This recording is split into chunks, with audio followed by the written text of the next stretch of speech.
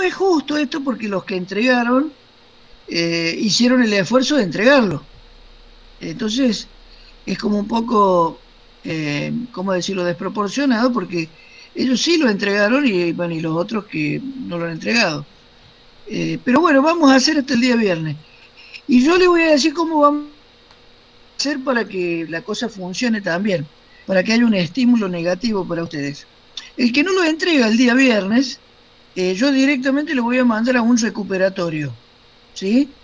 Y el recuperatorio no tiene nada de malo, va a ser otro parcial diferente.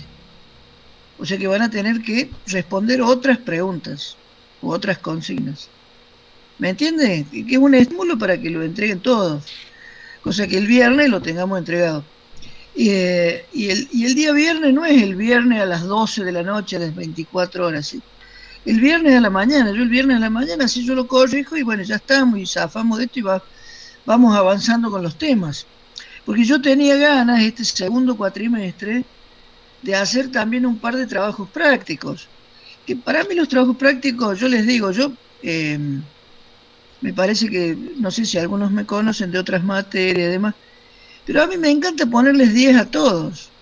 Pero lo que me parece a mí es que yo parto de la idea de que uno, digamos, viene a la universidad y sobre todo a una carrera como esta porque le gusta. Este, bueno, yo sé que, por ejemplo, en las materias optativas, ahí sí uno, si no le gusta, ¿para qué la va a elegir?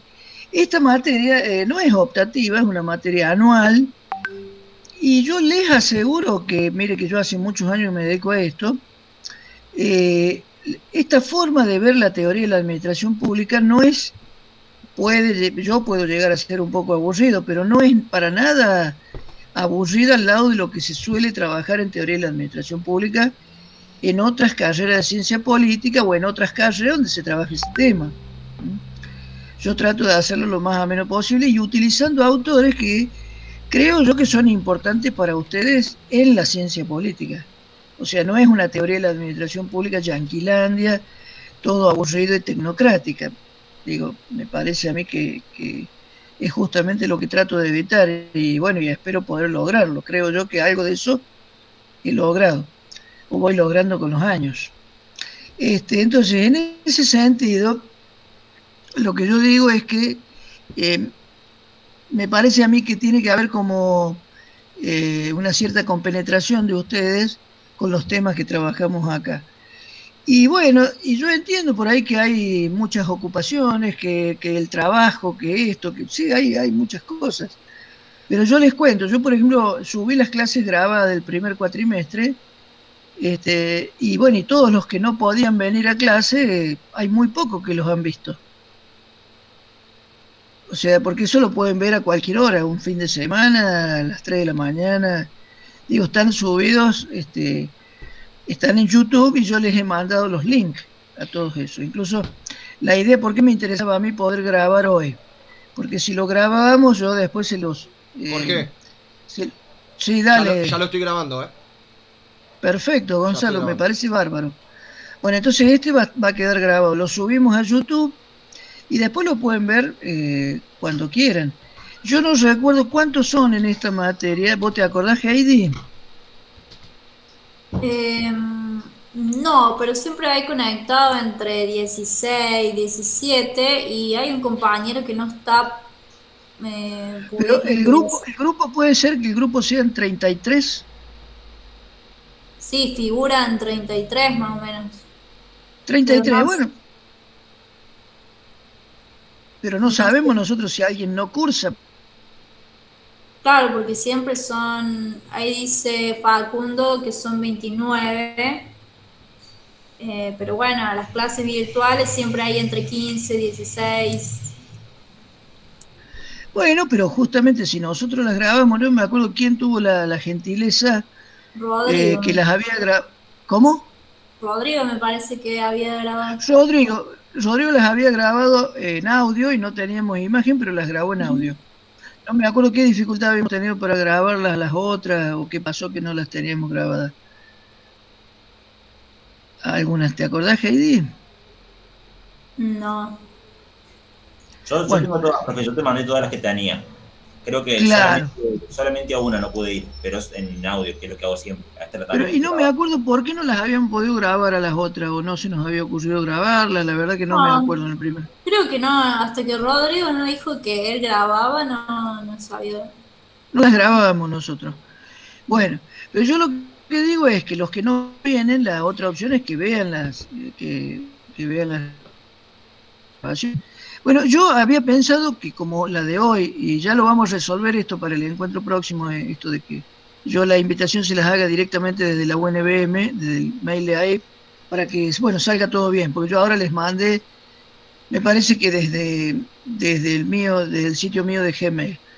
Lo vamos a resolver, entonces ya para el encuentro que viene ya vamos a estar grabado, pero este también va a estar grabado. Entonces, yo lo que había pensado era que como vamos a tener estas grabaciones, la idea mía era hacer un trabajo práctico por cada unidad, por cada unidad.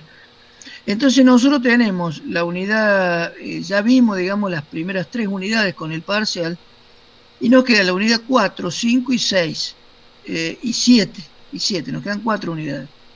Entonces la idea mía era hacer un trabajo práctico por cada una de las unidades, ¿sí? Bueno, por ejemplo, el tema de hoy, que no sé cómo vamos a andar para desarrollarlo a todo, pero si no lo desarrollamos a todo, no importa, lo vamos a seguir trabajando la semana que viene. La idea mía era con este tema hacer un trabajo práctico. Entonces yo les decía que como yo sé que ustedes le dan importancia a la nota, hacer un trabajo práctico con nota, ¿sí? Y que ahí lo tienen que hacer todos, los 29 que quieren quedar regulares o promocionales. La idea mía es que todos queden promocionales con una buena nota y directamente no rinden examen y bueno, van a la fecha de examen, yo les pongo la nota y si fuera por mí les pondría a todos 10. Digo, me parece que ahí quedamos todos contentos, pero yo mi exigencia cuál es, antes cuando nosotros teníamos clases presenciales, mi exigencia es que vayan a clase, que vayan a clase. Bueno, había muchos que no podían o les molestaba ir a clase, gente que no le gusta ir a clase. Pero bueno, ese es un problema que yo, por ejemplo, no lo puedo entender, porque si a alguien no le gusta ir a clase, no sé para qué está en la universidad, pero bueno, es así, no son obligatorias las clases. Antes yo ponía como obligatorio cumplir con un 80% de las clases, que es lo que pide la universidad para regularizar. Ya no lo hago más. Entonces acá estamos en la misma. Acá viene el que quiere, se conecta el que quiere, no es obligatorio. Pero en los trabajos prácticos, una forma de que participen, digamos, todos, es que el que no hace el trabajo práctico no tiene la nota y por lo tanto no va a poder regularizar. ¿Se entiende? ¿Hasta acá me entienden todos? Laura, ¿vos me entendés? Laura Carpio. Sí, profe. Bueno, todos me entienden.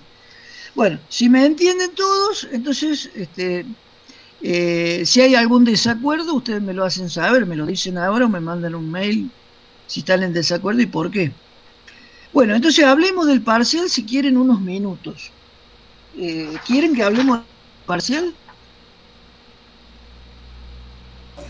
Sí, va, por lo menos yo sí, pero porque tengo una duda en cuanto a cómo responder una de las consignas.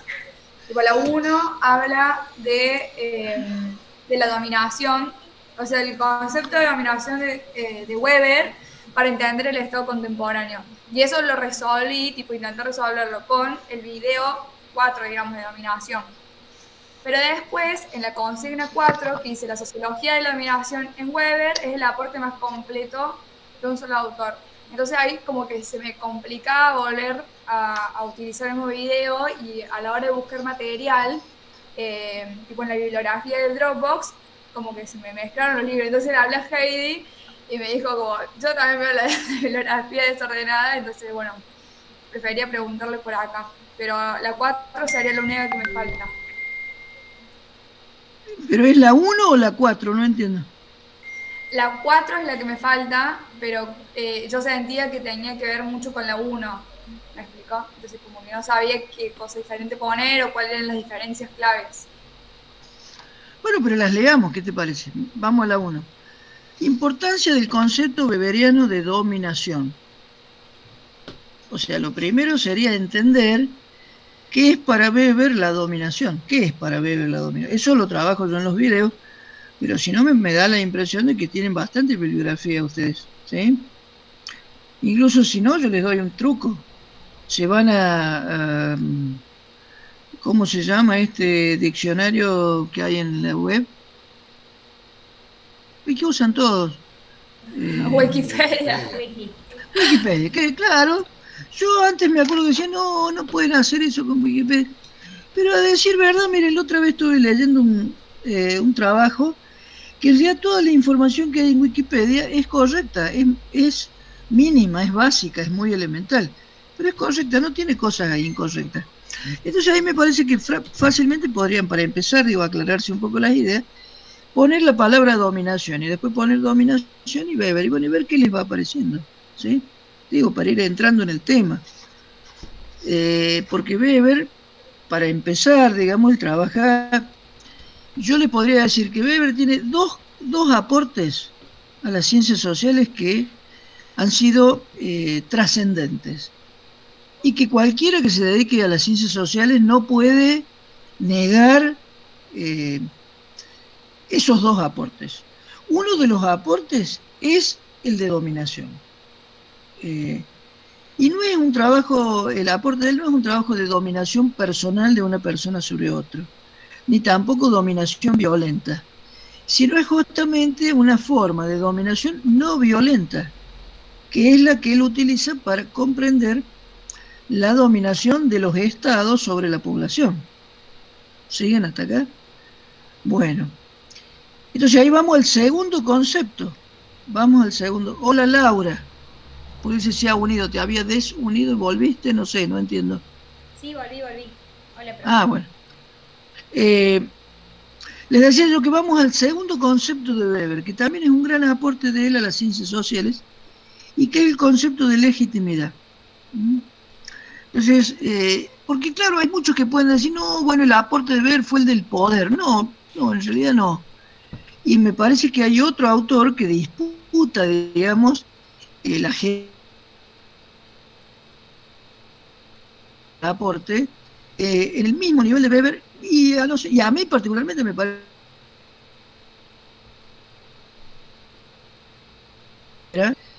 que es Michel Foucault. Michel Foucault tiene un poder que yo creo que es... Se le cortó, profe. Jorge, Se le cortó. En el nexo poquito, Weber, Foucault se le cortó.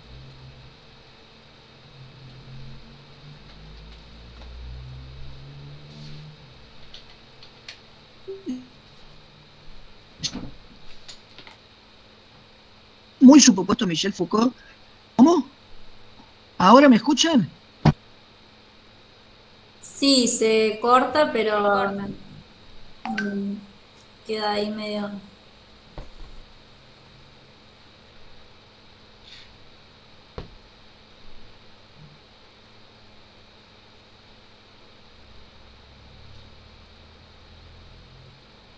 Está trabado, profe.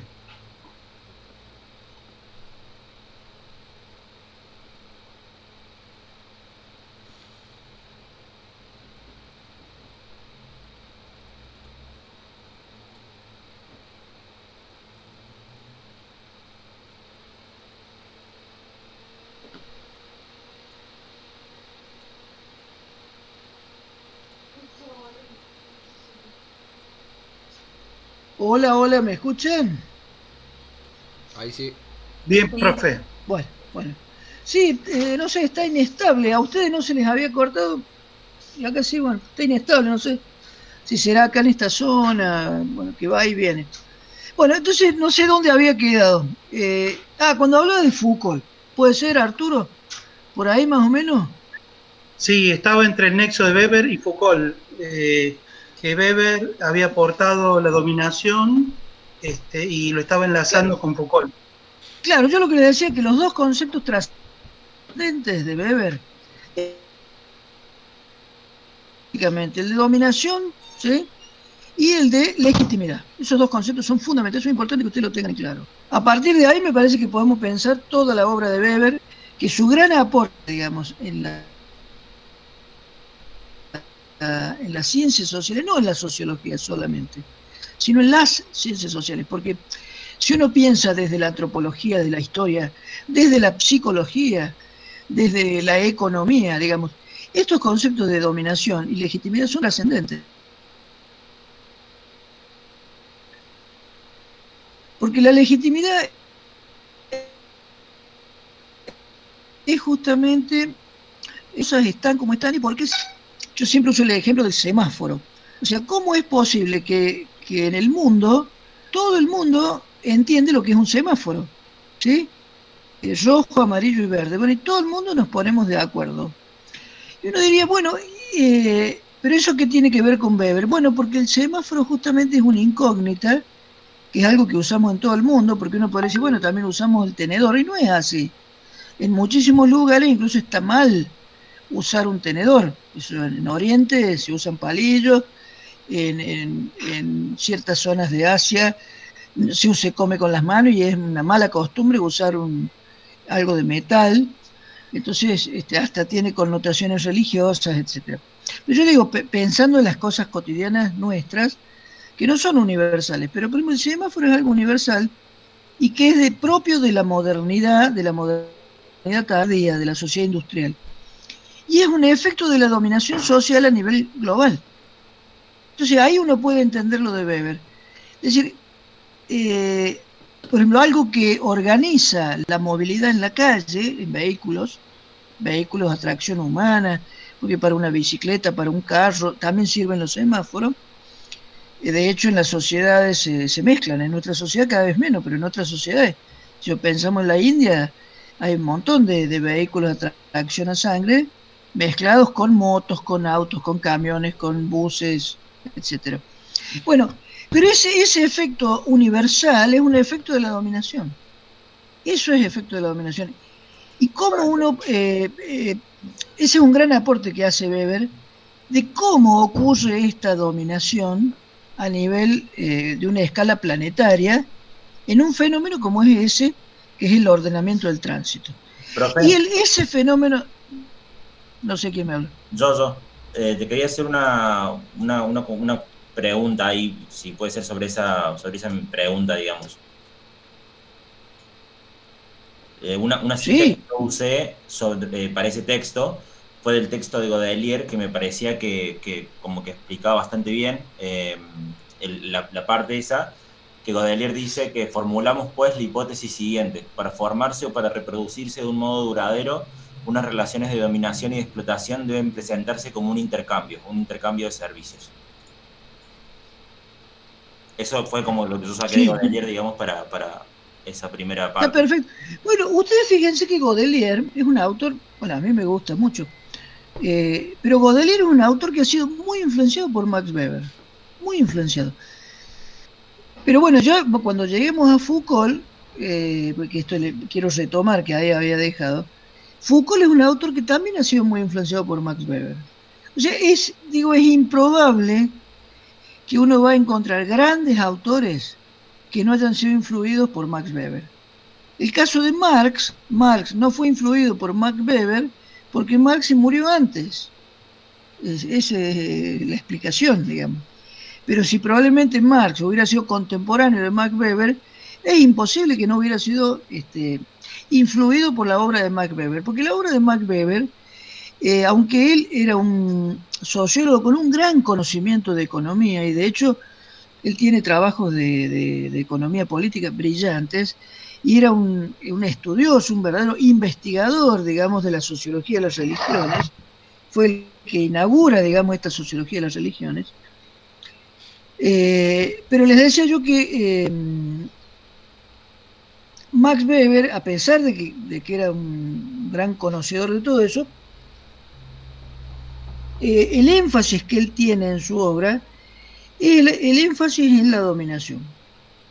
Este es un punto central, y le decía yo que entender la dominación es entender las culturas, porque ese es el aporte que hace él a la ciencia social. Entonces, si hay un antropólogo, como en el caso que citaba Rodrigo, no hay ningún antropólogo que para trabajar en las culturas pueda negar la obra de Max Weber. De hecho, sí, los antropólogos anteriores a Max Weber. Pero los antropólogos posteriores a Max Weber no pueden pensar una lógica de la cultura, que es el objeto de estudio de la antropología de cualquier cultura, no pueden pensar una lógica de la cultura sin tomar la obra de Weber para pensar la dominación contemporánea. Porque eso es lo que hace Weber. Weber no estudia la dominación en los faraones. Pero yo creo que esa lógica que él tiene para entender la dominación, no solamente que es universal, sino que también es histórica, porque permite entender otros periodos históricos. ¿Sí?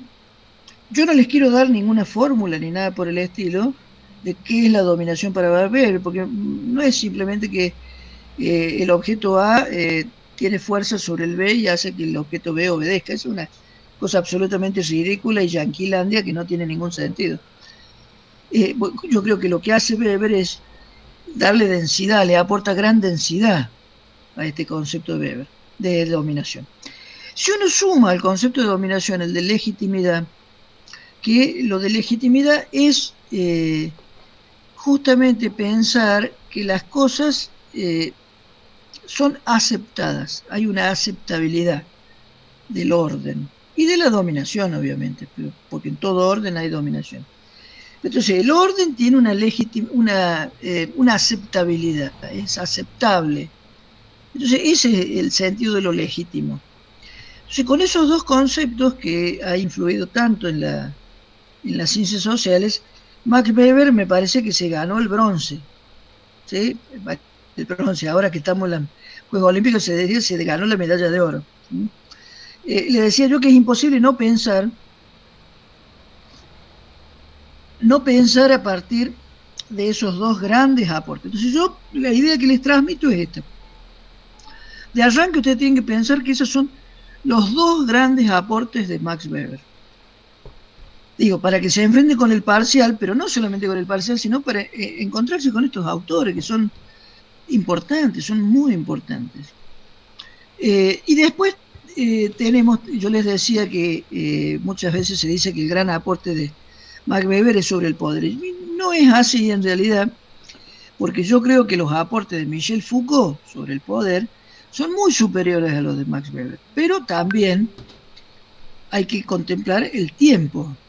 El tiempo en el que escribe Foucault, sí, en la década del 70, han pasado 60 años aproximadamente después de que escribió Max Weber. Y esos 60 años no fueron intrascendentes, porque si algo tiene el siglo XX es, en la historia de la humanidad, fue para las ciencias sociales, ¿sí? Para las ciencias sociales, muy importante el siglo XX. Fue todo un desarrollo cuantitativo y cualitativo impresionante que ha permitido entender no solamente las sociedades, sino el psiquismo humano, que nunca antes había podido ser entendido de la magnitud. Como lo llama Bachelard, hubo una verdadera ruptura epistemológica en el siglo XX para poder entender la mente, por ejemplo, a partir del psicoanálisis. Y las ciencias sociales, digamos, tomando los aportes que ya había hecho Marx, ¿sí? Para entender la cultura a partir de la economía política, los aportes de Max Weber justamente me parece que hacen como una sintonía, ¿sí? Para la sociedad como nunca antes se había podido entender. Hay un verdadero salto epistemológico en el siglo XX. Que, bueno, tal vez vuelva a ocurrir otro salto en el siglo XXI. Por lo que parece no está ocurriendo. Se están tomando las cosas anteriores, en algunos casos desvirtuando, en otros casos continuando, pero no está habiendo una verdadera ruptura.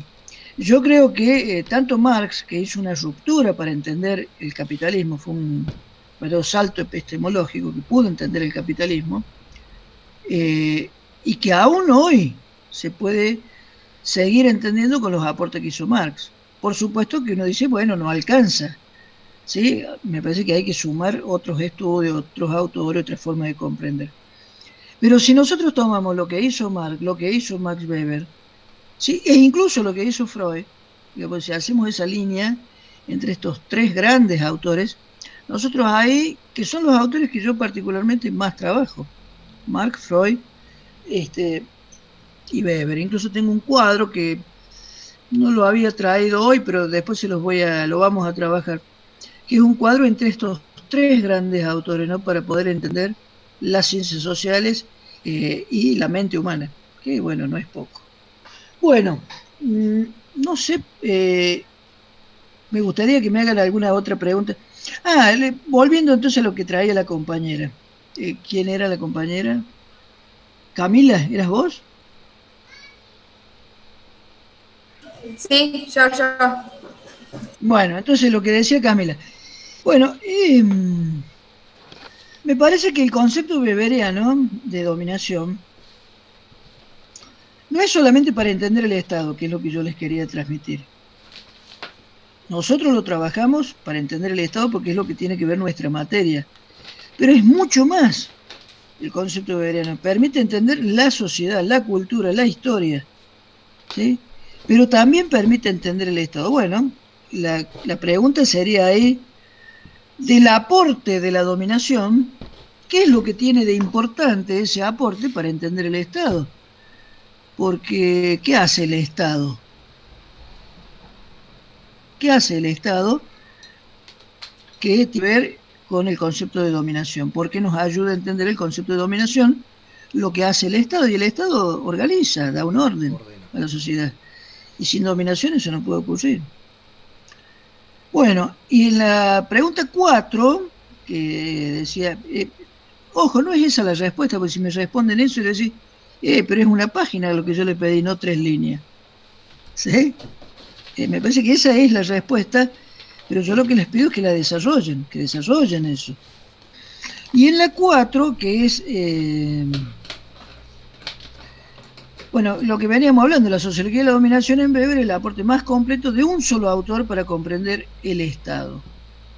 O sea, fíjense que en realidad el tema del Estado no es el eje de su vida para Weber. Me parece que la verdadera pasión que él tuvo siempre fue la sociología de las religiones, ¿sí?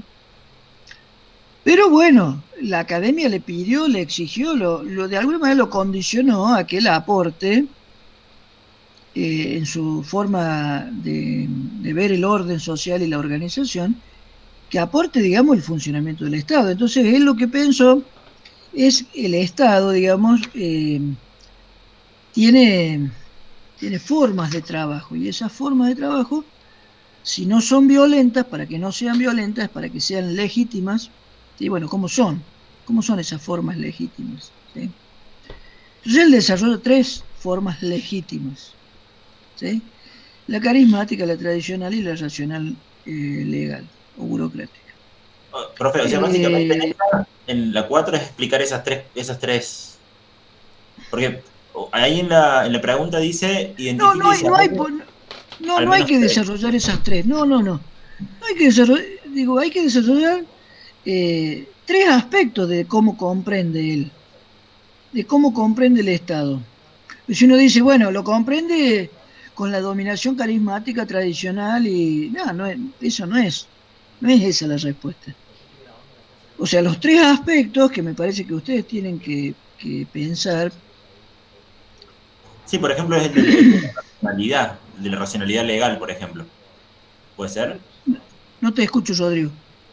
¿Puede ser ¿Cómo? el de la racionalidad legal? Doy un ejemplo. El de la racionalidad de la legalidad. Yo quería elegir ese, por eso te pregunto, por darte un ejemplo 1.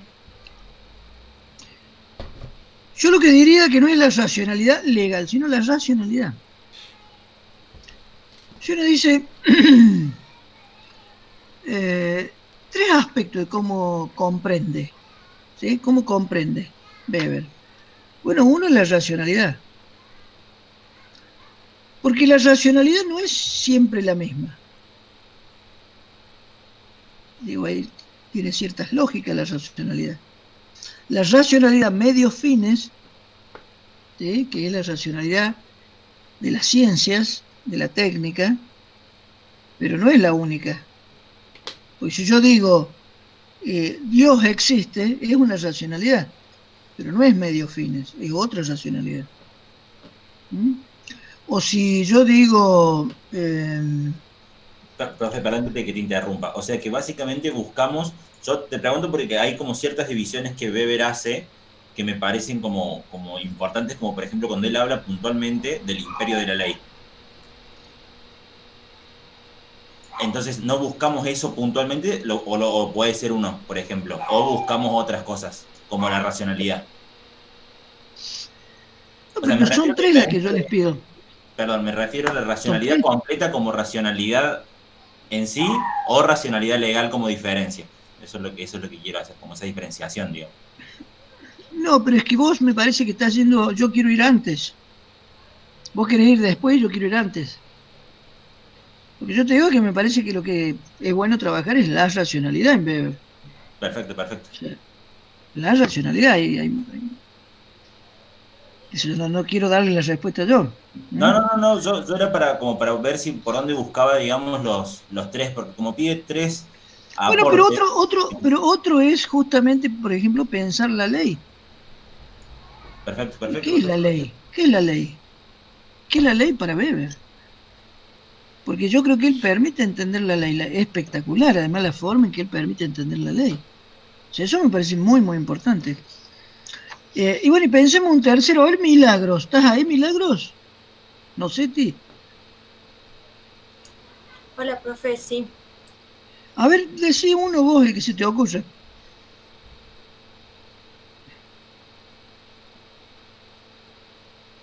Asociación libre, la que se te venga en la cabeza. Confía en mí. Síganme que no los voy a defraudar. Como decía Menem. Decí cualquier palabra que te venga a la cabeza. No diga alguna frase, profe, me hace mal a la panza. No diga alguna frase que me hace mal a la panza. ¿Por qué no te gustaba Menem? Con lo bueno que era, si eras re simpático. Lo voté las 2 veces, profe. No me digas. Qué Sí. criminal también vos, ¿eh? Ah, bueno. Sí, bueno. Tengo todavía tengo en el duodeno el anzuelo. Todavía lo tengo clavado, no me lo puedo sacar más. Hasta la panza me entró el anzuelo así.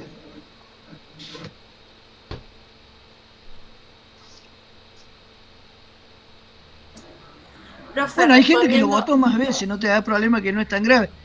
Hay gente que lo votó más veces. Sí, Milagros, dale. Profe, respondiendo a su pregunta de qué se me viene a la cabeza, la verdad es que yo mi pregunta la orienté, no la terminé, pero la vengo orientando con los elementos que ya se han mencionado, pero buscando en bibliografía complementaria y leyendo algunos textos. No, para. Relájate. Dame una palabra. Estoy relajada. Sí, pensaba también una palabra, dame una palabra. Una palabra. ¿Cómo? Democracia. Muy bien, democracia. Muy bien, democracia.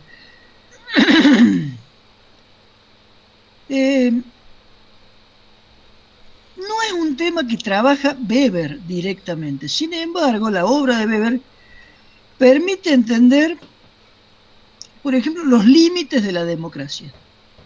Porque a veces se espera de la democracia cuestiones que la democracia no puede dar. Porque tiene límites la democracia, y límites muy precisos, ¿sí? Que son además históricos. Y Weber hace un aporte para entender cuáles son los límites de la democracia. Y los límites de la democracia tienen que ver justamente con la dominación. Y tienen que ver con la legitimidad, como decíamos antes. Vamos a ver un ejemplo de esto, y yo creo que todos lo van a entender fácil. Ahora hay como un debate, no solamente en Argentina, sino a nivel global, sobre hasta dónde debe intervenir el Estado para limitar las libertades de movimiento de las personas frente a la pandemia. En un Estado desarrollado y culto, como una nación, digamos, desarrollada y culta como Francia ha limitado, digamos, la movilidad de las personas y ha puesto como requisito que para entrar a los restaurantes y demás tienen que presentar un comprobante de tener las 2 vacunas, las 2 dosis de una vacuna. Entonces, no sé si ustedes han visto, hay protestas en la calle violentas. Es como si no sé, como si hubieran echado 200.000 personas en un solo día. Bueno, y aquí en Argentina tenemos esto mismo, o sea, se quiere imponer ciertas limitaciones a la libertad de movilidad y esto genera malestar, es como un Estado fascista, autoritario, que hace esto. Y acá tenemos justamente este dilema, que pareciera que si el Estado, que debe velar por la salud pública, vela por la salud pública, va en contra de la democracia. Porque una de las virtudes de la democracia se suponía que eran las libertades civiles. ¿Me entendés, Milagros? Este es un límite. Este es un límite de la democracia. La democracia no puede garantizar todas las libertades que se le endilgan. Me pareciera que la democracia es un régimen político que da libertades de cualquier tipo y de color, y no es así. Más aún, son bastante pocas las libertades. Por ejemplo, yo quisiera que la gente que está en el gobierno, supongamos yo soy anti-K y anti-Alberto, y quiero que se vaya ya. Bueno, pero yo quiero que se vaya ya y no tengo nada para hacer para echarlo. No lo puedo echar. Incluso a nivel nacional ni siquiera tenemos figuras de democracia semidirecta como para pedir, digamos, la remoción. No tenemos, como si en otros países. O aquí en la provincia de Córdoba tenemos institutos de democracia semidirecta como para pedir la revocatoria de un gobernante, pero a nivel nacional no tenemos. O sea que, por más que yo quiera algunas cosas, no las puedo obtener. Entonces, más aún, la democracia en los países capitalistas como el nuestro es justamente una perpetuación de la insatisfacción. Porque si algo hace el capitalismo en nosotros es mantenernos permanentemente insatisfechos de que todo lo que queremos no lo podemos obtener. Porque para obtener eso hay que tener más poder, más capacidad, más conocimiento y más dinero. No solamente dinero, porque el dinero solo no alcanza. Digo, si yo quiero disfrutar, voy a Grecia, mucha gente va a Grecia y va al Partenón, ¿sí? Pero dice, bueno, ahí está el origen de la cultura occidental, vamos a disfrutar, pues todo el mundo hace esos viajes a Europa, bueno, ¿cómo no vamos a ir nosotros? Vamos a ir a Europa, vamos a ir a Grecia, vamos a ir a conocer el Partenón. Resulta que llegan al Partenón y hay un conjunto de piedras ahí que no dice nada. Y dice, pero ¿y esto qué es lo que es? ¿Para qué tanto esto? ¿Qué sentido tiene esto? Es una estupidez. Tanto lío por estas piedras. Porque para los objetos de consumo en la sociedad también hay que tener una accesibilidad cultural. Porque ese es un consumo turístico en Grecia. Pero claro, probablemente el consumo masivo del turismo, lo que se busca con el consumo masivo, que son las playas, el sol, no sé, ese tipo de cosas, ricas comidas, etcétera, no tiene nada que ver con lo que es el Partenón. ¿Me siguen hasta acá? Digo, ese es, me parece que es justamente una forma de pensar, en el caso de la democracia, los límites de la democracia. Yo creo que Weber hace unos aportes impresionantes para pensar por qué la democracia no puede avanzar más. ¿Por qué no puede avanzar más? Bueno, muy bien. No sé si estamos con el parcial o todavía hay alguna inquietud. ¿Hay alguna inquietud? Arturo, vos como que lo enviaste al parcial. ¿Te gustaría hacer algún comentario, algo? ¿O no, vamos por al ahí, tema de hoy? Por ahí yo lo orienté un poquito más por el lado de que también colabora Weber en el sentido de que bueno, que por ahí en consonancia a O'Donnell respecto de que pasa a ser el Estado un garantista del estancamiento de algunas clases sociales, ¿cierto? Entonces, no solamente la asocia como garante, sino como promotor e incentivador de que así sea. Entonces, también eso, por lo menos lo tomé desde esa arista yo, al desarrollo del trabajo, como aporte, ¿no es cierto? Más allá de ser un garante de obtener esa retribución por parte del gobernante respecto de la legitimidad en esa ida y vuelta del ejercicio del poder, como para obtener esa atribución de mandato, ¿no es cierto? De poder, Muy del bien. poder etcétera. Entonces vamos a quedar así. Heidi, yo, te pido, ¿estás por ahí, Heidi? Sí, Heidi. Sí, sí. Te pido si vos le podés mandar un mail a todos que el día viernes, perdón, al mediodía, a las 12 en punto del mediodía, es el último minuto para recibir el parcial. El que no lo manda hasta ese momento va a recuperatorio, que yo le hago 5 consignas otra vez. Y hace otro parcial. ¿Sí? Bueno, Vos le podés mandar a todos, entonces tienen todos hasta el viernes. Bueno, entonces vamos a trabajar el tema de hoy. Sí, yo había preparado una pequeña diapositiva. Se va a ver un bebé. Ya, ahí fue a ver el bebé. El hermano Che, que había. Hermano Vía, ¿dónde estate? Hermano Che, que había. Y el hermano, ¿y qué pasó después? Este es de poesía. Dejamos acá. Bien, esa sí, perfecto. Te vine a molestar, hermano. Bien. Hermano Che, que sigue. No me molestes. Así, empezó. No, no me molestes. Fuerte. No, no me molestes. Ya sí te voy a molestar. Ahora, ¡pum! ¡Buf! Yo soy el rey. Chiquititi. ¡Pum! ¡Buf! Y ya. Decía captura a mi hermano. La policía se va a llevar al hermano. Mira, la policía se va a llevar a casa y al hermano. ¿Se va a llevar a casa el hermano? Bueno, ahí están viendo, díganme si están Sí, viendo. aguardamos un segundo, Mike. sí, sí. No me quiero. ¿Se lee bien, Nicos Pulanzas? No quiero jugar conmigo. Sí. Sí, se ve bien. Bueno, Quiero. perfecto. Bueno, hoy vamos a trabajar nosotros, yo tenía también para mostrarles, bueno, no tuve tiempo al final de pegarlo, pero lo que vamos a trabajar es este tema, miren. Al hermano. ¿Lo alcanzan a ver ahí? Al hermano se la lleva. La unidad 4 del programa. ¿Sí? ¿La ven? A volver con su hermano ahí, bien fácil. Sí. Hola. Sí, profe, se ve. Sí, profe. Bueno, Se ve el rey. bueno, eso. Entonces acá tenemos la unidad 4, que son los grandes debates sobre el Estado. Sobre este tema, específicamente el tema que vamos a trabajar hoy, que tal vez no lo terminemos, no hay problema, lo vamos a terminar en el próximo encuentro. Nosotros estamos teniendo clases en el primer cuatrimestre, como era, teníamos clases los lunes.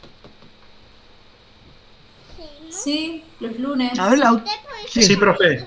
los lunes. Yo Bueno, muevo la cabeza y me ustedes creo que me ve, pero no me ve. Veo que tiene No, compartido. no te estoy viendo porque estoy leyendo. Háblame, porque estoy mirando acá. Perfecto. ¿Ustedes tienen ganas que agreguemos otro día más o están bien con un día por semana? Estamos bárbaros. ¿Dónde están los reyes? Sí, también estoy bien. Estamos con un día por semana, seguimos con un día. Bueno, porque las clases presenciales eran 2 días por semana. Bueno, les decía yo que de este texto, de esta unidad que son los grandes debates sobre el Estado, que para mí esta unidad es importante, yo particularmente le doy mucha importancia.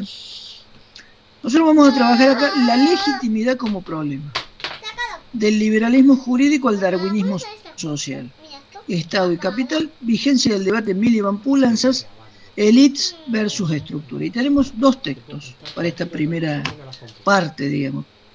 Como ustedes han visto, ya lo habremos conversado, que todo el programa tiene una lógica de 2 dimensiones, una histórica cultural, y la otra política instrumental. En esta dimensión tenemos dos temas, digamos, que el primero es el de la legitimidad y el segundo es el Estado liberal en debate, ¿sí? Que también es muy importante. Pero de este me interesa a mí un texto que es el de Tarkus, ¿sí? Que son el de Habermas. Yo en todo caso en el encuentro de él le hago algunos comentarios del libro de Habermas, Problemas de legitimación en el capitalismo tardío, que es un libro muy lindo. Pero como estamos con ciertas restricciones con esto de las clases virtuales, nosotros trabajamos menos textos. Entonces vamos a trabajar básicamente el de Tarcus. O sea que de estas dos unidades, para que a ustedes les quede claro, el texto que sí o sí queda es el de Tarcus, ¿sí? Y para que no quepa duda, justamente de este texto de Tarcus vamos a hacer un trabajo práctico. O sea que por eso yo les pido que a los que no pueden estar hoy en el encuentro que viene, que lo vean en YouTube, que los vean, después se los vamos a mandar, les vamos a mandar el link por mail para que todos lo tengan, pero los que no han estado en la clase de hoy, que sí o sí la vean, digamos. Porque a lo cual, digamos, van a poder hacer el trabajo práctico. Y además también, por supuesto, leyendo el texto, ¿no? Bueno, el texto es debate sobre el Estado capitalista, Estado y clase dominante. ¿Sí? Les cuento que Horacio Tarcus es un compilador, Horacio no tiene ese nombre de batalla, pero se llama Horacio Rodríguez, algo así. Pero él se hace llamar un seudónimo Tarcus y bueno, le quedó y es un profesor de la Universidad General Sarmiento, un historiador, un tipo muy reconocido. Bueno, y entre muchas obras, tiene un diccionario de la izquierda argentina, que es un libro muy importante. Pero él hizo esta compilación de este debate, que fue realmente muy famoso, entre Miliband y Pulanza, y él lo ha compilado en este libro. Bueno, no sé si vamos a trabajar todo el detalle de lo que trabaja Pulanzas, de la obra de Pulanza es muy importante para el Estado. Por ejemplo, este es un libro de Pulanzas, que se llama Poder Político y Clase Social en el Estado Capitalista, es un libro. Y en este libro él básicamente trabaja sus líneas de pensamiento más fuertes para entender el Estado capitalista. Por supuesto que contra esa concepción de entender el Estado reacciona Miliband y hay un chisporroteo, un debate entre ellos dos. Un debate muy fuerte que es lo que nosotros vamos a analizar. Pero para analizar ese debate, los puntos de diferencia entre estos autores, también es importante saber lo que cada uno de ellos decía. Después vamos a ver cómo se pelearon, ¿sí? Porque fue una pelea que duró 7 años, ¿no? 7 años que iban publicando artículos y muchos de esos artículos después se transformaron en libros. O sea que ese debate permitió dar un salto, digamos, para la comprensión del Estado capitalista. Un salto muy importante. Yo para ir avanzando les digo que Nikos Pulanzas estaba enrolado, digamos, dentro del pensamiento francés postestructuralista. De hecho, él fue discípulo de Louis Althusser, un filósofo muy importante dentro del postestructuralismo francés. Y este autor, digamos, marxista griego, que desarrolla toda su obra en Francia, de los discípulos de Althusser fue probablemente uno de los más importantes. No sé si el más importante, pero uno de los más importantes. Otro, por ejemplo, que tuvo que ver con Althusser fue Jacques Rancière, que se separa de Althusser, tienen como diferencia, digamos, pero son autores que a lo mejor ustedes los han visto, lo van a ver en la carrera. A Rancière, por eso se los menciono. Pero ¿qué dice Nikos Pulanzas? Bueno, básicamente lo que a él le interesa es que cómo cambió el feudalismo al capitalismo. No fue solamente porque cambió un modo de producción, ¿sí? De un modo de producción de la tierra y donde no había libertad de los trabajadores, a un modo de producción donde lo que importaba estaba más centrado en la producción industrial y había libertad de movilidad de los trabajadores. Eso, digamos, fue lo que permitió el paso del feudalismo al capitalismo. Él dice que eso, si bien es importante, pero no puede ser esa la causa, la única causa o la causa más importante. Él dice, sino que debe incorporarse una dimensión política. El Estado absolutista, el Estado feudal, cuando va cambiando del feudalismo al capitalismo, ya contenía elementos capitalistas, pero también una fuerte contradicción entre nobleza y burguesía. Este es el análisis histórico que va haciendo Ulanza.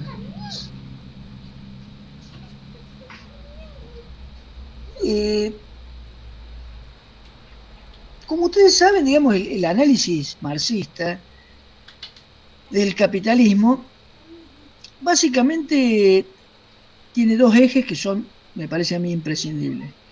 La condición del trabajador de que está subsumido, está cooptado, está penetrado por la potencia del capital, ¿sí?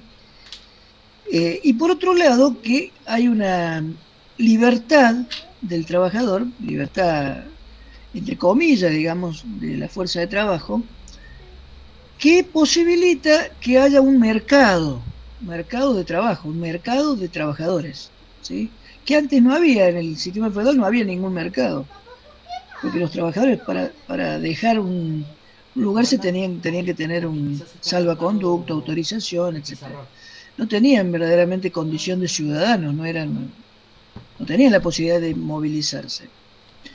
El trabajador en la modernidad sí tiene eso, digamos, ¿no? Bueno, lo que él dice que el capital existía antes de eso. Y así como existía antes, ¿sí?, de que el trabajador fuera separado de los medios de producción, o sea, el trabajador no es el dueño de las máquinas. Y al no ser el dueño es otro. Entonces el que es el dueño de las máquinas, de los medios de producción, es el que junta el capital, y el trabajador no puede. Bueno, él dice que no es el único caso, sino que lo mismo ocurre en las relaciones jurídicas. En el estado de transición absoluta. Dice, hay separación de trabajo y propiedad también por las relaciones jurídicas. O sea, una cosa es la lógica de la organización de la producción y otra es la lógica de las organizaciones jurídicas de las sociedades. Que está muy bueno eso, está muy bueno. Era porque estaba mojado el pizarrón. Cuando quieras borrar, borras con el trapo. Estaba notando lo que estaba haciendo así. Bueno. Se llama así porque todos decían guay. Te voy a dibujar una cara. No, esa es para la señora guacha. Dice que en el estado absolutista, bueno, este comentario muy bueno, que en el estado absolutista, Hay que con las pestañas de su casa. esa contradicción entre poder político de la nobleza y el poder económico de la burguesía va teniendo una contradicción que crece. Es como una bomba, como una olla a presión, digamos, va aumentando la presión. Y eso lleva a que el Estado se vaya independizando de los actores sociales. ¿Por qué se va independizando progresivamente? Porque tiene que tomar distancia para poder mantener un orden. Porque si no, esa presión, digamos, entre el poder político de la nobleza y el poder económico de la burguesía, lleva inmediatamente a la violencia, ¿sí?, que es lo que ocurre, por ejemplo, en la Revolución Francesa. Pero no siempre hubo violencia, que en el caso de Inglaterra no lo hubo. Por ese proceso de diferenciación es lo que posibilita la acumulación primitiva del capital para hacer posible esa separación entre propiedad de los medios de producción y el trabajador, mediante su libertad de movilidad y el empleo asalariado, que es lo que veíamos antes. En el caso de Inglaterra, me parece que donde esto se da sin violencia. En el caso de Francia se da con violencia, que es la violencia de la Revolución Francesa, donde una clase, digamos, que es la burguesía, derrumba, expulsa, ¿sí?, a la nobleza. Pero en Inglaterra, fíjense que sigue teniendo reina hoy. Por supuesto que la reina no gobierna, pero sigue teniendo reina. Pero no es el único país, también tiene Suecia, también tiene Dinamarca. A ver, ayúdame. Bueno, España ha vuelto a tener rey. Bastante estúpido, por cierto, el rey anterior. O sea que la lógica de la nobleza no ha desaparecido de la sociedad, de ninguna manera, ¿sí? Sin embargo, lo que ha cambiado en la sociedad capitalista, por más que haya aristocracia, es que el trabajador tiene libertad de movilidad, hay un mercado del trabajo, ¿sí? Que es un cambio sustancial en lo que era antes en el sistema feudal. Bueno, ahora vamos a ver lo que opina Miliband, que lo de Miliband tiene una mirada está parado en otro lugar. Dice Miliband que el gobierno hable en nombre del Estado y esté formalmente investido del poder estatal, no significa que controle efectivamente ese poder. Y acá nos va dando una pista de dónde está hablando él. Desde dónde está hablando él. O sea que el gobierno no siempre tiene el poder del Estado. ¿Sí? O sea que hay un poder estatal que es mayor de los poderes de gobierno. Y nosotros, si no sumamos los gobiernos, por ejemplo en nuestro país, o en la gran mayoría de Occidente, los poderes, el poder legislativo, el poder judicial y el poder ejecutivo, uno diría, bueno, ahí está la suma del poder. Bueno, en esta lógica hay más poder que ese. Hay un poder extra. Vamos a ver cómo es esto.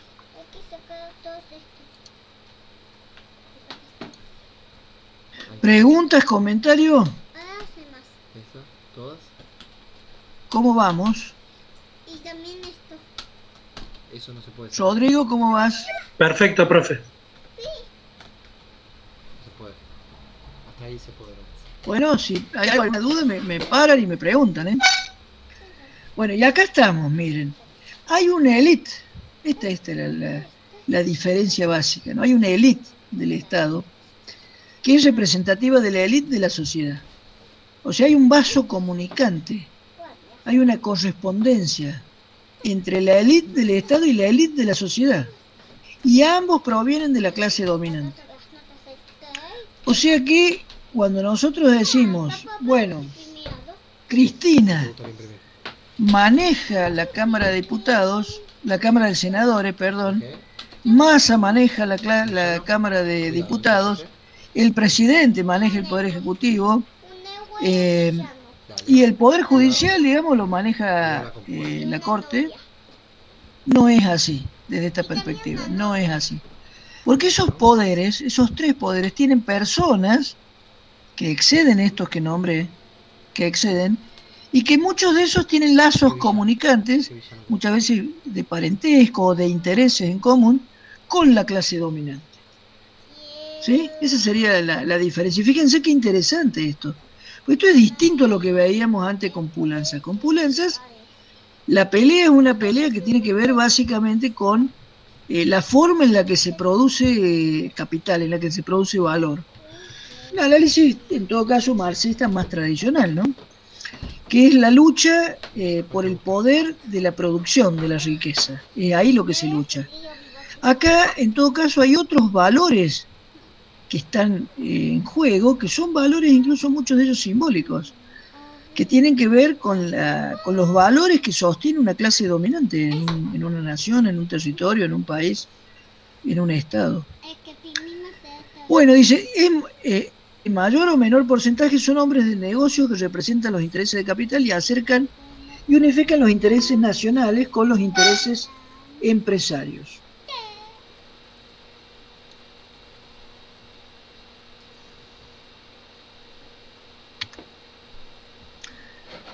La élite de la sociedad forma parte y delega el poder político a la élite estatal. También la dinámica política se establece con partidos políticos opositores al gobierno y con grupos corporativos de presión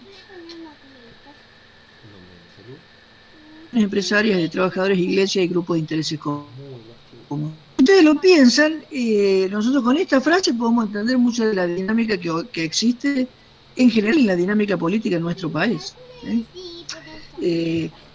Ustedes, la pregunta que se tendrían que hacer es, en esta época que tanto se habla de la grieta y demás, que en realidad la oposición existió siempre, yo que me acuerdo de que tengo unos cuantos años, desde la apertura democrática, no es que la oposición alguna vez fue suave.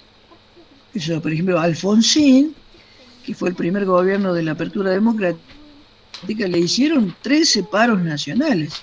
13 paros nacionales que pararon el país totalmente, no se movía nada. O sea, y uno dice, bueno, pero eso no era violento. Claro que es violento, claro que es violento. 13 paros. Es terrible, no hay, digo, si uno piensa en los últimos tiempos, no hay paros nacionales, ya casi no hay más paros nacionales. Sin embargo, ahí hubo 13 paros nacionales. Incluso, profe, los levantamientos de cara pintada. Claro, pero los levantamientos, los cara pintada, en realidad, ellos, los cara pintadas, fueron como desubicados históricos. Porque ya no estaban representando ningún... me parece que no estaban hablando o participando en nombre de la clase dominante. Porque de hecho la clase dominante los dejó totalmente solos, porque ya nadie creía que se podía volver atrás y volver a ver un nuevo gobierno militar. No había una lógica histórica y internacional que posibilitara eso. Entonces fueron desubicados y bueno, les fue bastante mal. Sí, no, yo lo decía más que nada por el tema, digamos, de la oposición, simplemente por ser oposición, no por digamos, hacia el clase dominante, ¿no? Pero los cara pintadas me parece que no fueron oposición violenta, no fueron oposición, porque oposición me parece que es como un movimiento de pensamiento y de acción, básicamente. Como un pensamiento que tiene que ver con los sectores populares. Eso es una oposición política. A mí me parece que no había oposición política, había violencia, en todo caso. Yo creo que los cara pintadas respondían a una lógica violenta. Porque ustedes recordemos, volvamos a Max Weber, y vamos a ver que justamente toda dominación para que funcione no tiene que ser violenta. Pero si es violenta, no funciona, dura muy poco. Para que sea legítima, no tiene que ser violenta. Y me parece que los cara pintada o Zaineldin eran personas violentas que se habían formado y habían participado de una época violenta del país, que me parece que ya había sido pasada de lado, ¿no? Y de hecho, fíjense, acá se lo traigo a Menem, a Arturo, que le gusta tanto a Menem, que lo votó 2 veces. Menem fue el que descabezó, digamos, el verdadero poder militar, porque lo descabezó sacándole presupuesto. Le sacó absolutamente el presupuesto y los militares nunca más pudieron ser, digamos, un poder político importante en el país. De hecho, además le sacó la obligatoriedad del servicio militar. Claro, eso fue parte, digamos, de la quita de presupuesto, pero no fue lo más importante. Lo más importante fue que le sacó presupuesto. De hecho, el presupuesto se lo puso en la prefectura, en la gendarmería, digamos, en fuerzas que no estaban manejadas por el ejército, ni por la armada, ni por la aeronáutica. ¿Sí? Y fíjense qué importante que ha sido eso, que la gendarmería ha pasado a ser un grupo, digamos, sí, parte de las Fuerzas Armadas, fuerzas de seguridad, digamos, de un país, que cada vez ha tenido más poder, y si no, miren todo lo que ha pasado, cómo la gendarmería interviene, en un sentido o en otro, digamos, con pericias, con esto otro, cómo incluso la gendarmería estuvo ligado a la Patricia Bullrich. Digamos, no es una fuerza de seguridad inocente, es una fuerza de seguridad que tiene mucho presupuesto. Y de hecho gran parte del presupuesto que le quitaron a las Fuerzas Armadas fueron a parar a la gendarmería, ¿no? Y en parte a la prefectura. Lo que pasa es que la prefectura es como fuerza de seguridad, es pequeña, no se nota tanto, pero la gendarmería es muy grande, es muy grande. Bueno, y habría que ver, yo he tenido tesistas, digamos, que han hecho estudios sobre esto, pero habría que ver cómo están los números, ¿no? Los números del presupuesto total de gendarmería en relación al ejército. Bueno, la Armada y la Fuerza y la Fuerza Aérea tienen poco personal. Básicamente donde siempre ha habido más personal es en el ejército, pero habría que ver ahora cómo está el personal, la cantidad de personas que trabajan en gendarmería en el ejército. Habría que ver cómo está eso. Bueno,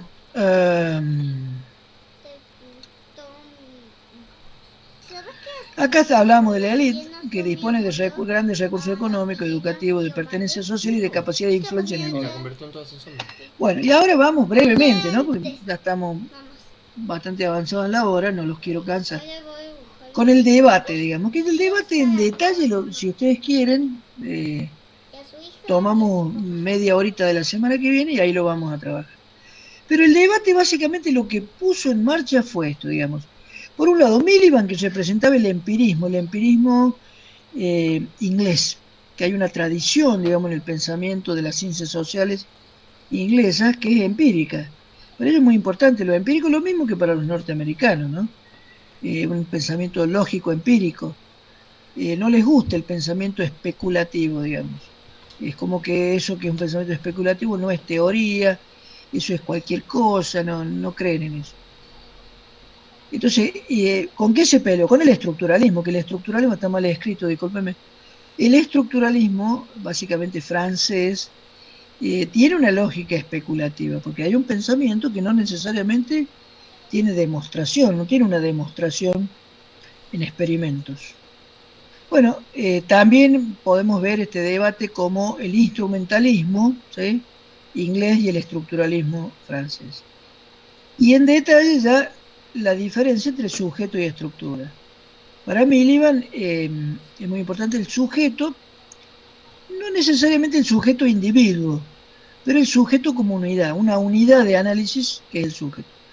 Mientras que en el estructuralismo, digamos, no es lo imprescindible del sujeto, sino la estructura que hace que el sujeto tenga tal sentido. La estructura le da sentido al sujeto. Bueno, esas son las grandes diferencias entre el pensamiento francés y el pensamiento inglés. O sea que esa es otra importancia de este debate Miliband-Poulantzas, que la diferencia entre ellos también tiene que ver con esa pelea que hay entre el pensamiento inglés empírico y el pensamiento francés más especulativo.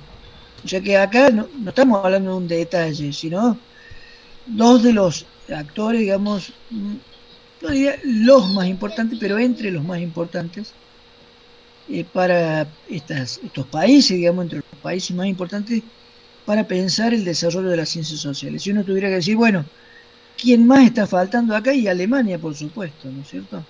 Porque el pensamiento alemán en las ciencias sociales es muy, muy importante. Y ustedes dirán, bueno, ¿y Estados Unidos? ¿Y esto? Estados Unidos no, en realidad no. Estados Unidos no es muy importante como país, digamos, para pensar el desarrollo de las ciencias sociales. Tiene autores importantes, muy, muy importantes, pero como producción nacional me parece que no, porque es una producción que en todo caso ha ido a la cola del pensamiento inglés, ¿sí? Y me parece también que es bastante fragmentario el pensamiento norteamericano, es un pensamiento fragmentario, distinto. Hay obviamente muchísimo dinero puesto en investigación en las universidades, que son universidades impresionantes, pero las ciencias sociales, que es nuestro tema, probablemente si uno piensa en otras cosas, en las ciencias físicas, químicas, la biología, la medicina, obviamente me parece que está a la vanguardia de Estados Unidos, pero en las ciencias sociales no es el fuerte de Estados Unidos, no es el fuerte. Bueno, y acá tenemos el libro, que es sobre el que nosotros trabajamos, que es Debate sobre el Estado Capitalista, que este es el libro, ¿sí?, de Miliband y Poulantzas, y también escribe Laclau, pero no lo trabajamos, hay 2 artículos de Ernesto Laclau, no los trabajamos acá. Podría hacerles algunos comentarios yo, en todo caso, la semana que viene sobre Ernesto Laclau. Acá empezamos a ver las diferencias. Poulantzas postula la necesidad de construir una teoría del Estado. Eso, bueno, tiene que ver con el pensamiento especulativo francés. Y Miliband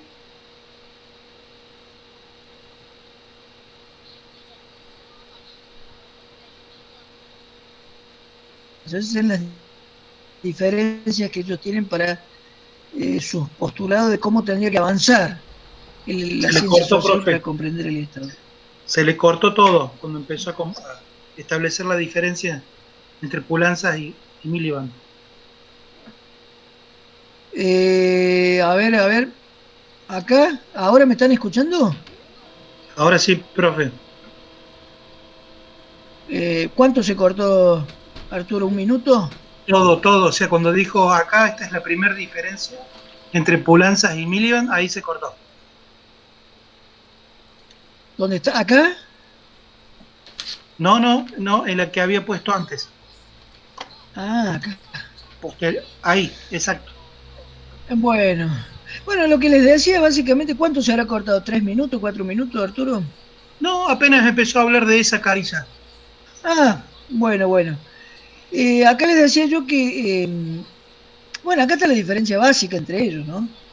Que, ¿cómo piensan ellos que las ciencias sociales van a progresar? ¿Cómo deberían progresar las ciencias sociales para entender el Estado? Bueno, y Pulanza postula la necesidad de una teoría del Estado, o sea, un pensamiento especulativo. Mientras que para Miliband, como es empírico la lógica, postula que hay que hacer un estudio histórico comparativo entre los estados de capitalismo avanzado. Lo postuló, no lo hizo, la verdad que no lo hizo. Nunca se ha hecho en realidad eso. Que está buena la idea de Miliband también, ¿no? Yo en realidad les tengo que confesar que tengo mi corazoncito puesto del lado de Pulanza, porque me gusta a mí el pensamiento especulativo. Yo vengo del campo del psicoanálisis, entonces, bueno, ¿qué le vamos a hacer? Lo de Freud es una lógica especulativa, digamos. No se puede hacer experimentos con el inconsciente. Entonces, bueno, tengo cierta afinidad. Pero, sin embargo, lo de Miliband es muy importante, muy importante. Incluso Miliband tiene una raíz, digamos, lo que es la teoría de las élites. La teoría de las élites italianas, ¿no? Pareto y Wilfredo Pareto, Caetano Mosca. Que yo creo que más adelante trabajamos algo de eso, me parece. Si no lo vamos a trabajar porque es bueno, está bueno ese tema de trabajar eso. Jorge. Sí, adelante. Solo un comentario, para dejar en claro la cuestión dicotómica entre especulativo y empírico no es taxativa. No es que por ser especulativo prescinde de cualquier observación empírica sobre lo que puede suceder en el plano de lo social, ¿no? Para que no se piense así, porque si no parece que lo especulativo es fruta y lo empírico es lo duro. Y la división no es tan taxativa. Nada más.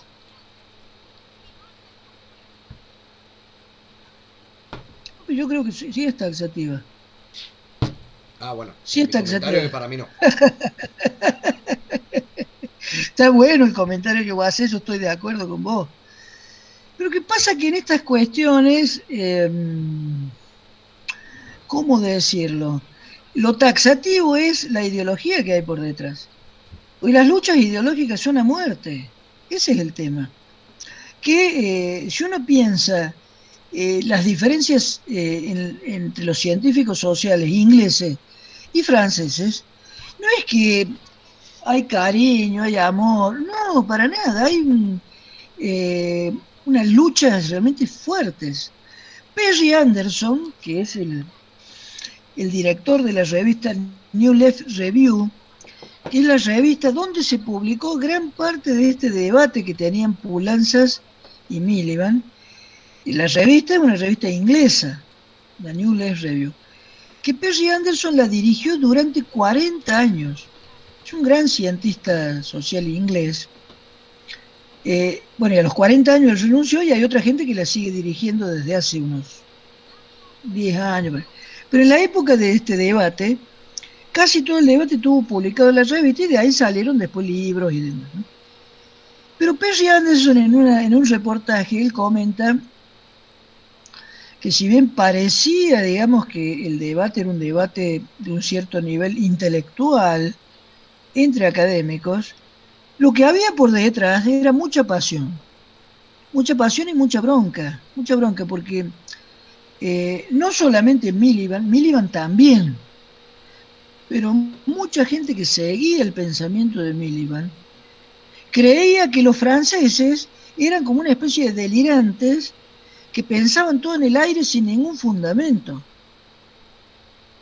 porque no pisaban sobre la tierra, no hacían ningún análisis concreto, ningún trabajo empírico que les permita que fuera un poquito más creíble lo de ellos.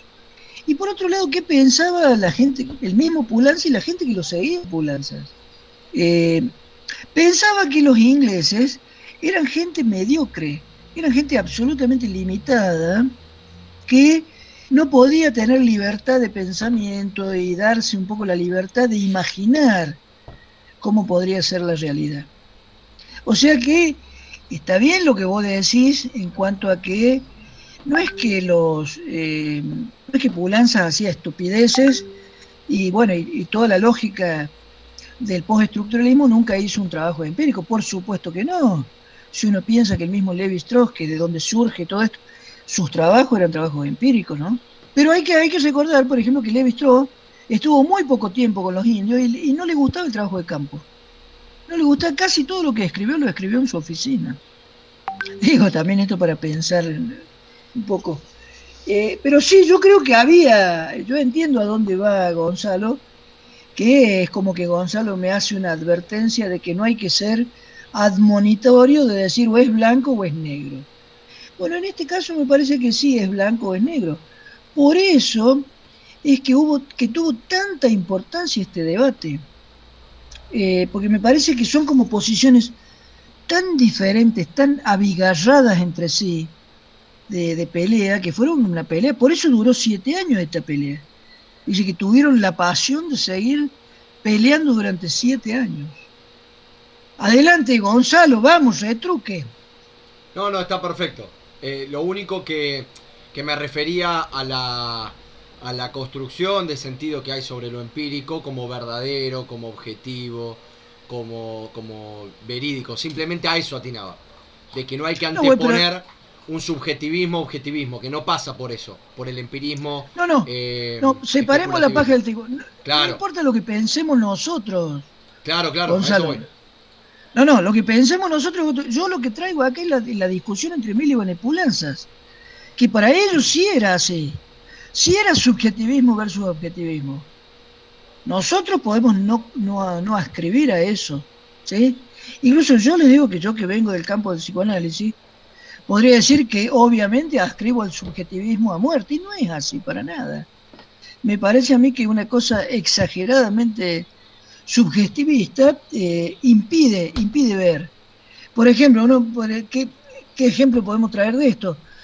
No crean en las estadísticas son una estupidez, eso no dice nada sobre la realidad. No es así, yo no creo eso. A mí me parece que es importante conocer estadísticas, conocer números sobre muchos fenómenos de la sociedad. O sea que no hay que dejarse caer en un solo lado. Pero por otro lado, si uno cree que todo lo que se puede entender únicamente con la estadística, y bueno, eso también es una estupidez. En eso yo coincido totalmente con Gonzalo. Pero para estos autores, si ustedes ven la obra de Pulanzas, en toda la obra de Pulanzas no hay una sola estadística, nunca de nada. No es que él dijo un porcentaje de la población en tal año, en tal otro, 100.000 personas, 10.000 personas, 40 personas, jamás hace eso. Muy bien. Bueno, a ver, comentarios.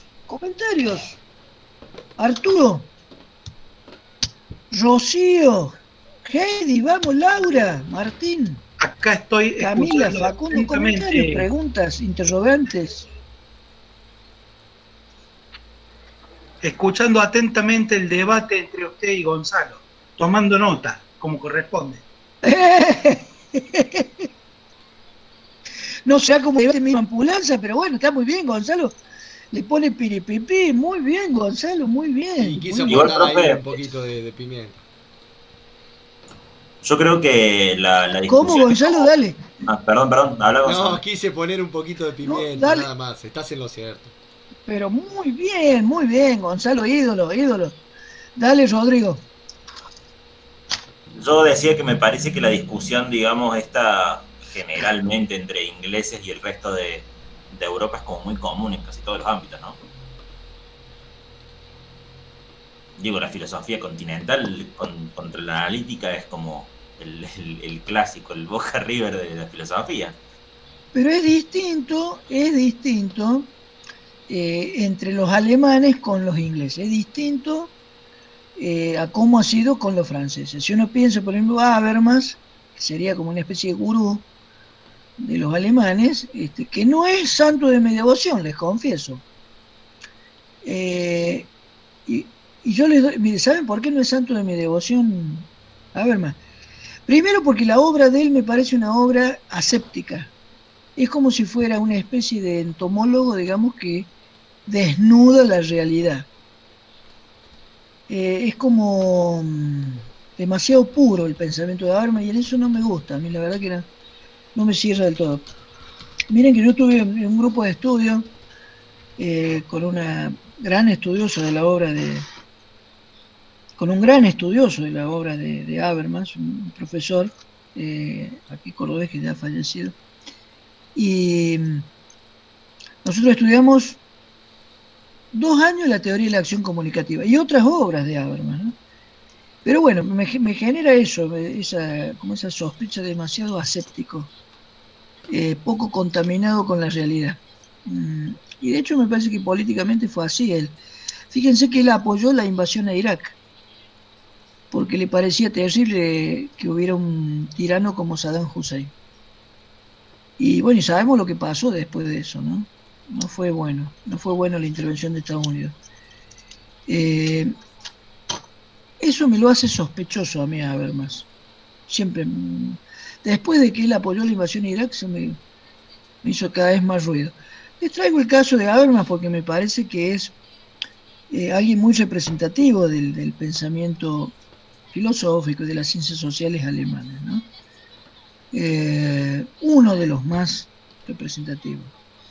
Entonces, bueno, me parece a mí que como la posición que tuvo Habermas con los ingleses siempre fue más, de alguna manera, más conciliadora. Me parece que la filosofía, si bien es cierto, yo coincido con vos, yo digo que hay como una diferencia entre la filosofía y el pensamiento de las ciencias sociales en la Europa continental. La lucha con los ingleses siempre ha sido matizada, ¿sí? Pensemos también algo en los italianos. Los italianos tienen un resurgimiento con Espósito, con Toni Negri, con todo un grupo de gente realmente muy, muy importante. Muy importante. Mario Tronti. Y muy comprometido, muy... ¿Cómo? Mario Tronti también, por ejemplo. ¿Cómo? Muy bien, muy bien. Digo, sí, un grupo de gente realmente espectacular, con un pensamiento muy comprometido, muy combativo. Yo diría que los italianos son mucho más comprometidos y combativos incluso que los franceses, ¿sí? Y bueno, y esto tiene plena actualidad. Si yo, digamos, de lo que es el pensamiento europeo actual, me parece que los italianos tienen un pensamiento activo, muy activo en la actualidad, y bueno, muy bueno, ¿sí?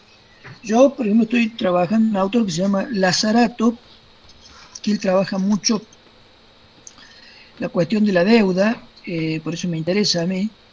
Y fíjense que la obra de él uno podría decir que fue profética de lo que pasó acá con Macri, con la deuda que se ha asumido en estos últimos años, ¿no? Y es muy interesante el análisis de Lazzarato sobre la deuda. Ojalá que tengamos tiempo, podemos trabajar algo sobre él. Muy bien, muy bien. Viendo que hemos quedado pocos, pero se ha grabado toda la actividad de hoy, ¿verdad, Gonzalo? Al menos eso parece, esperemos que haya salido todo bien. Bueno, yo de todas maneras el PowerPoint se lo voy a mandar solo para que lo tengan disponible. Y en el encuentro próximo vamos a tomar, yo diría una primera media hora más o menos, en terminar con el tema de Tarkus. Y vamos a avanzar,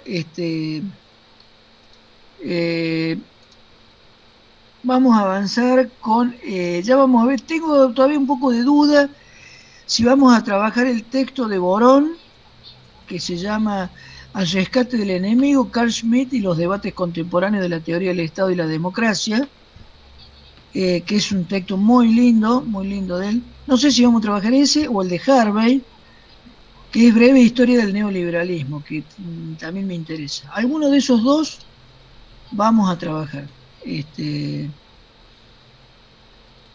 Bueno, si no hay más comentarios, yo diría que dejamos aquí. Les mando un abrazo y cualquier cosa me escriben. Bueno, Heidi les va a mandar un mail a todos donde les va a avisar que el día viernes al mediodía sería el último momento para recibir los parciales. ¿Sí? ¿Algo más, Gonzalo, Heidi? Nada más, Jorge. No, profe. Bueno, entonces un abrazo y cuídense y que anden muy bien. Abrazo para... Chao. Nos vemos, profe. Nos vemos, profe. Profe, para una pregunta aparte de esta materia. La optativa al final, hoy le pregunté si era de 3 a 5 o de 5 a 7 y me puso sí, pero ¿cuál de los dos horarios es la correcta? Bueno, yo la daba de 3 a 5. Ah, bien, perfecto. No, porque en el mail Pero anterior no sé qué... empezamos el viernes a las 5, pero en el... Mira, ya voy a mandar... era Es que no... de 3 a 5. Tengo que fijarme qué horario ha puesto la facultad. Ya les voy a mandar un mail a todos yo con el horario y el link para que todos se conecten. Ah, bueno, perfecto. Tranquilo. Pero como en un inicio sería el viernes de 3 a 5, ¿no? El viernes de 3 a 5. Si vos qué preferís, Perfecto. 3 a 5 o de 5 a 7. No, de 3 a 5. Porque Claro, no habíamos puesto ese horario porque había ruido con otros horarios antes cuando era presencial, ¿no? Exacto. Bueno. Sí. Muy bien, Bueno, Arturo, no, ¿vos no querés voy a preguntarme algo? Sí, pero que termine Camila en todo caso. No, ya está. No, me Yo me parece despido ahora. Nos vemos. Chao, querida. Chao, Chao, profe. Sí, Arturo. Disculpe, usted sabe que no tuve respuesta del otro profe de la otra materia de reforma del Estado. Porque estaba de viaje. El otro profesor unos días de vacaciones. Bueno, esperaré que me conteste en todo caso. Escribile de nuevo, escribile al mail de él a Javier. Bueno. Escribile Perfecto. a él. No va a tener problema. No va a... yo estoy seguro que me va a llamar por teléfono hoy o mañana. Yo le voy a hacer acordar eso. Quédate tranquilo. Bueno, entonces lo dejo para no meterle presión. Lo dejo que... Escribile. Perfecto. Chao, querido. Chao, Gonzalo, ¿me querías decir semana. algo, querido? Chao, Gonzalo, nos chao, vemos. No, estoy esperando que termine, así termino de grabar. Bueno, listo. Estamos, Jorgito. Un abrazo, Gonzalo. Abrazo grande, te mando. querido. Chao. Chao.